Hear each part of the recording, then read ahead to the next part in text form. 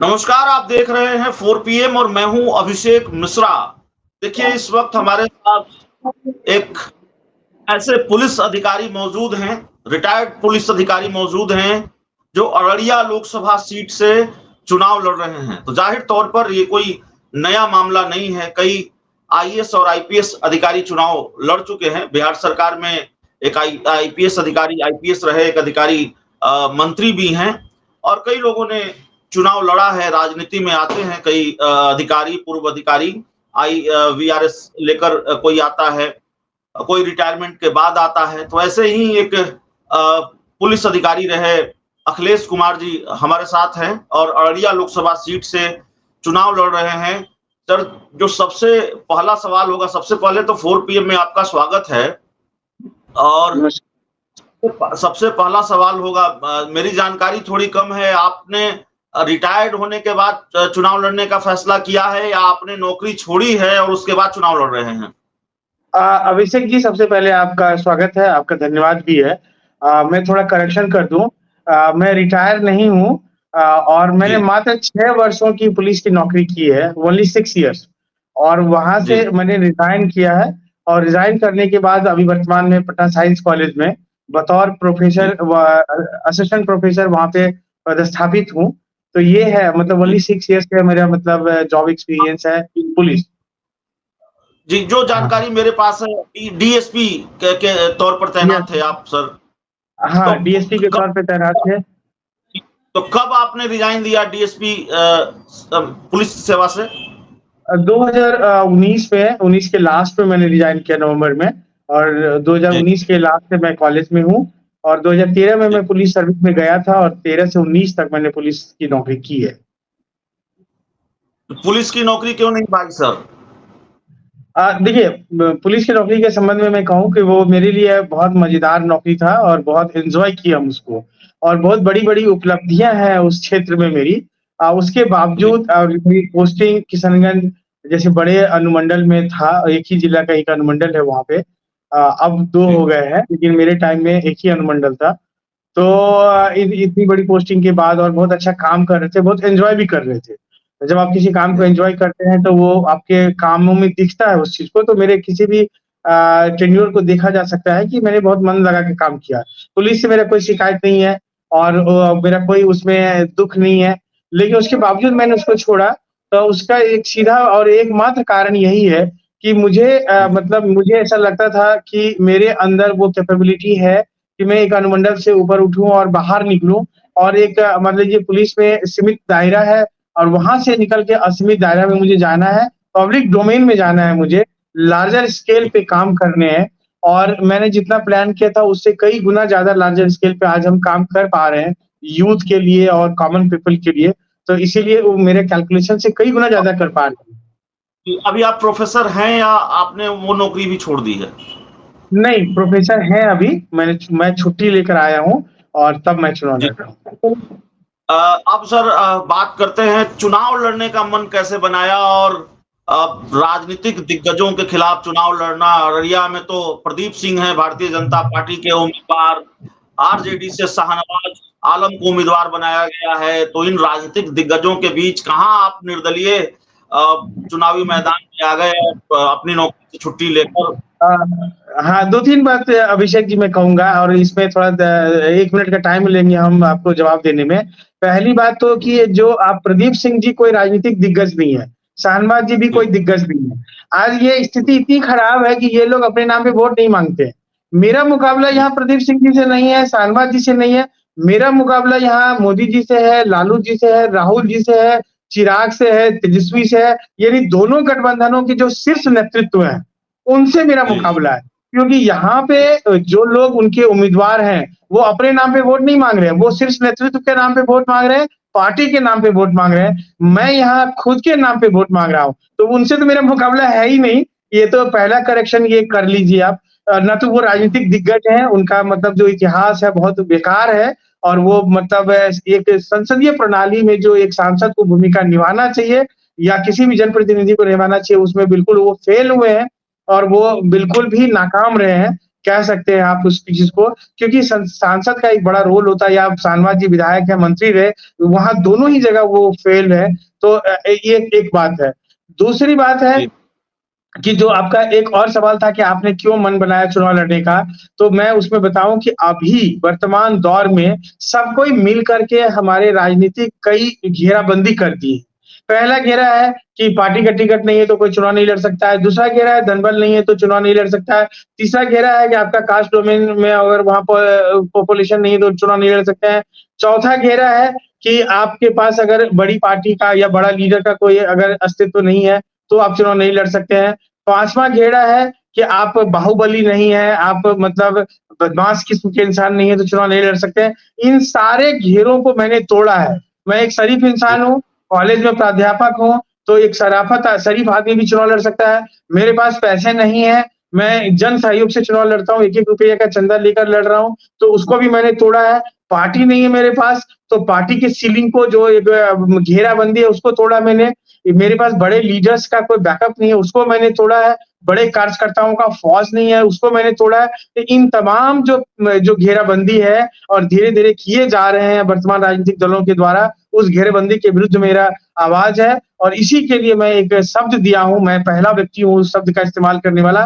Political collegium शब्द को मैंने इस्तेमाल किया है। आप जिस तरह से जजेस की बहाली में कुछ ग्रुप ऑफ पीपल बहाल करते हैं, जजों को नॉमिनेट करते हैं, उसी तरह से मात्र 15 लोग हैं जो भारत के सभी सीटों पे लोगों को आपने सभी सीटों आपने पे ठीक नॉमिनेट कहा। करते हैं। हाँ, आपने ठीक कहा कि आपके पास कार्यकर्ता नहीं है, आपके पास धन नहीं है, तो इसीलिए फिर ये मामला चुनौतीपूर्ण हो जाता है ना, इसीलिए ये सवाल है। बहुत मुश्किल हो जाता है निर्दलीय उम्मीदवार के तौर पर चुनाव लड़ना, संगठन हाँ, का कोई ढांचा हाँ, यस, हाँ, मुश्किल होता है। जी। हाँ, अभिषेक जी, मुश्किल होता है, लेकिन उसको हमने आसान बना दिया है। अररिया आएँगे तो आपको यहाँ फिजा बदला हुआ नज़र आएगा। युवाओं का फ़ौज मेरे पास है। हर पढ़ा-लिखा इंसान वो इस बात को मानने लगे हैं कि अखिलेश कुमार जो है अररिया ही नहीं, पूरे बिहार का सबसे उपयुक्त और सबसे अच्छा उम्मीदवार है।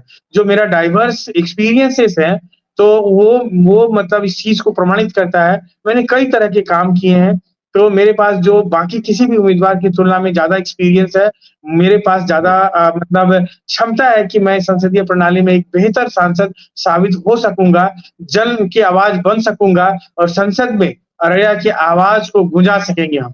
ये मेरे अंदर नहीं, ताकत है। आप पुलिस अधिकारी रहे हैं, आप प्रोफ़ेसर हैं, ज़ाहिर तौर पर आपका जो प्रोफ़ेशन रहा है, एक पुलिस अधिकारी के तौर पर या एक प्रोफ़ेसर के तौर पर चीज़ों को समझने के लिए एक बारीक नज़रिया आपके पास है। क्या देख रहे हैं अररिया में? क्या मुद्दे हैं? कौन-सी समस्या है? और जिनको वहाँ के जनप्रतिनिधियों ने अब तक दूर नहीं किया है, अररिया के लोग क्या सवाल करते हैं या क्या उम्मीद करते हैं अपने जनप्रतिनिधि से या अपने संभावित जनप्रतिनिधि से? आपसे क्या उम्मीद कर रहे हैं? क्या चाहते हैं अररिया के लोग? देखिए, बेहतरीन क्वेश्चन है। ये सवाल होने चाहिए और ये सवाल हर जागरूक लोगों को पूछने चाहिए कि आखिर लोगों की उम्मीद क्या होती है एक सांसद से। तो मैं यहाँ की समस्याएँ गिनाऊँ तो सबसे बड़ी समस्या यहाँ जो सामान्य लोगों के लिए है, वो है पलायन की समस्या।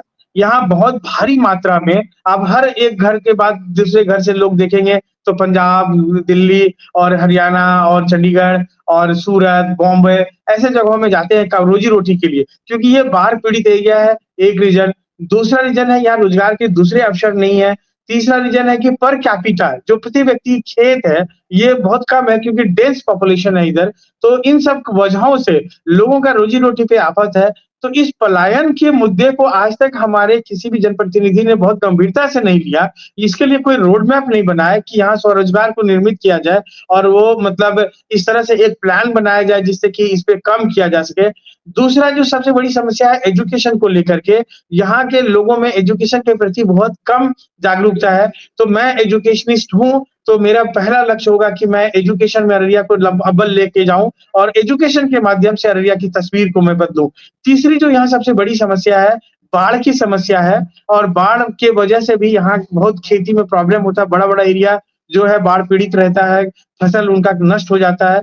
किसानों की यहाँ बहुत बड़ी समस्या है कि किसान को खाद समय पे नहीं मिलता, उनके अनाज को सही दाम नहीं मिलता है, कालाबाज़ारी यहाँ बहुत बड़ी समस्या है और जो यहाँ के यूथ हैं, नशा के गिरफ्त में आ चुके हैं, तो उसके विरुद्ध भी मुझे काम करना है। यहाँ महिलाओं की पूरे कोसी सीमांचल में महिलाओं की स्थिति जो है, उसका स्थिति बहुत बदतर है। बाकी बिहार के दूसरे ज़ोन में आके देखेंगे, उनके तुलना में शिक्षा हो, उनका इंडिपेंडेंस का मामला हो, उनका इनकम का मामला हो, उनको जो एक डिग्निटी जो हम लोग बोलते हैं ह्यूमन राइट्स के हिसाब से डिग्निफाइड लाइफ, तो यहाँ पे महिलाओं को बहुत दुत्कारा जाता है। तो इन परिस्थितियों के अगेंस्ट मुझे लड़ाई लड़नी है, तो उनको सुरक्षित करना है। तो ये सारे कई मुद्दे हैं और जो कृषि आधारित लघु उद्योग और कृषि आधारित जो एग्रो बेस्ड इकोनॉमी को बूस्ट करना है मुझे, तो ये बहुत सारे मुद्दे हैं जिनको लेकर के मुझे काम करना है। स्थानीय समस्याएं छिटपुट तो जो हैं, वो मैं उनको भी मैपिंग कर रहा हूँ और पूरे बृहत्तर स्तर पे मैप करके अररिया की जनता के लिए मैं बहुत बड़ा प्लान लेके आया हूँ और ये अगर जनता समझ जाएगी तो कायाकल्प हो जाएगा यहाँ पे। ये ठीक है, आपने अपना विजन बता दिया है। एक आखिरी सवाल जो आपसे हमारा होगा, तारीख मुझे ठीक से याद है तो 7 मई को अररिया में भी वोटिंग होनी है तीसरे चरण के तहत। अररिया में और खगड़िया में तीसरे चरण के तहत वोटिंग होनी है। कुल 5 लोकसभा सीटों पर झंझारपुर में, मधेपुरा में, सुपौल में भी वोटिंग होनी है। अब दूसरे जो राजनीतिक दल हैं, चाहे वो आरजेडी है, वो चाहे वो बीजेपी है, ये तो कई पार्टियां हैं, जेडीयू लड़ रही है तीसरे चरण में, बड़ी पार्टियां हैं। आपके लिए थोड़ा कितना मुश्किल है? बहुत जल्द चुनाव होने वाला है, बहुत जल्द वोटिंग होने वाली है, तो तैयारी का जो मुकम्मल या चुनाव प्रचार का मुकम्मल वक्त मिला? देखिए, एक इंडिपेंडेंट कैंडिडेट के हिसाब से ये वक्त थोड़ा कम जरूर है, लेकिन मेरे पास मस्तिष्क है, मैंने मस्तिष्क का इस्तेमाल किया और आज अररिया का जन तक मैं जहां नहीं भी गया हूं अब फिजिकली, तो उस जगह में भी लोग मुझे पसंद करने लगे हैं और लोग मुझे चाहने लगे हैं। और मैंने अपने जो मेरा अपना एक मानसिक क्षमता है, उस क्षमता का उपयोग करते हुए मैं अररिया के एक घर में पहुंच चुका हूं और अभी मेरे पास 7 दिन शेष है। इन 7 दिनों में मैं फिजिकली भी सब जगह चला जाऊंगा। जी, तो सर आपसे बात करने के लिए बहुत-बहुत धन्यवाद आपका। और हमारे साथ एक संदेश हम देना चाहेंगे, आपके चैनल से एक संदेश देना चाहेंगे। मैं पूरे भारतवर्ष के नागरिकों को एक संदेश देता हूं कि आप खुलकर मतदान करें, क्योंकि वोटिंग परसेंटेज कम है और सरकार इसके लिए बहुत प्रयास करती है। तो अच्छा, मतलब जब वोटिंग होगा तो सही उम्मीदवार चुन के आएंगे। दूसरा, मैं अररिया की जनता और यहाँ के युवाओं को नमस्कार करता हूं, उनको एक संदेश देता हूं कि आप इस बार जाति, धर्म, पार्टी, छाप, पैसा और भाई भतीजावाद क्षेत्र, इन सब से ऊपर उठ करके सच्चे उम्मीदवार को वोट कीजिए। जो उम्मीदवार का इकबाल अच्छा हो, जो उम्मीदवार आपका संसद में आवाज उठा सके, उनको वोट कीजिए। एक और जो अंतिम निवेदन है अररिया की जनता से, मैं यही निवेदन करता हूं कि आप अगर मुझे वोट ना भी दें, कोई फर्क नहीं पड़ता मुझे, लेकिन आप अपने घरों के छात्रों को, युवाओं को मेरे मार्गदर्शन में भेजिए। मैं उनका करियर संवारूंगा और उनको एक मुकम्मल करियर तक पहुंचाने में मेरे अंदर जो भी क्षमता है वो पूरा मैं लगा दूंगा। जय हिंद, जय अररिया, जय भारत।